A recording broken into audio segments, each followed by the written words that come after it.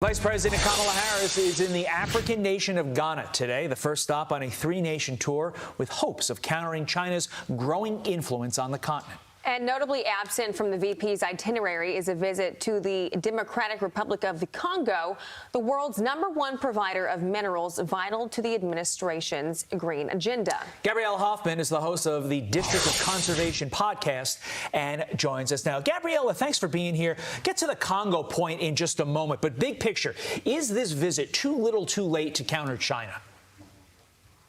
Good morning, Todd and Ashley. Thank you so much for having me on.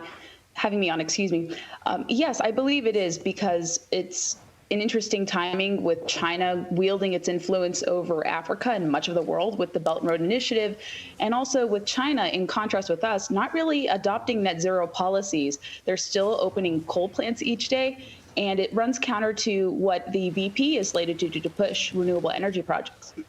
I mean, there is a huge push by this administration. The Secretary of State was first to visit, and then Jill Biden went to visit, now Kamala Harris, and then President Biden is saying that he is going to visit later this year. So what do you think the actual goal of this is? Because, like I said, it is a really big push. Is it just to deepen their relationship, or is it something more? It's an interesting kind of quandary that the United States finds itself in with trying to establish relationships in Africa, but China's growing influence is not an accident. They've been very active in the region, and they certainly want to be available to African countries like the three that the vice president is visiting. But like I'd mentioned earlier, the United States with its push for net zero, and I hope the vice president doesn't push electric buses. That concerns me greatly because that's her favorite clean energy project. Because China is, like I said, they're still not phasing away coal, oil, and gas. And in Africa, there was recently a report from the Associated Press that said that the continent is suffering electricity shortages, and the United States and other Western nations have pumped $8.5 billion to help them transition.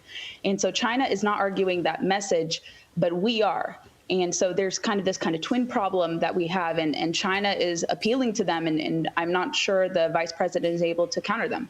What's so interesting about what you just said is the fact that with that in mind, we continue to push green, green, green, green, green. And the only way you get green is by mining cobalt, because cobalt is what goes into those items that are green. Those items, by the way, that China mines the cobalt for through Africa and then sells back to us at a profit so that we end up strengthening the CCP. With all that in mind, Gabriella, shouldn't Kamala Harris be headed to, I don't know, the Congo where they mine this cobalt? You would think that'd be on her itinerary, but she chose Ghana, interestingly enough, before I answer the Congo component. Ghana last year almost collapsed. They've adopted and embraced green bonds, these green social and sustainability bonds. The World Bank was praising them as a leader.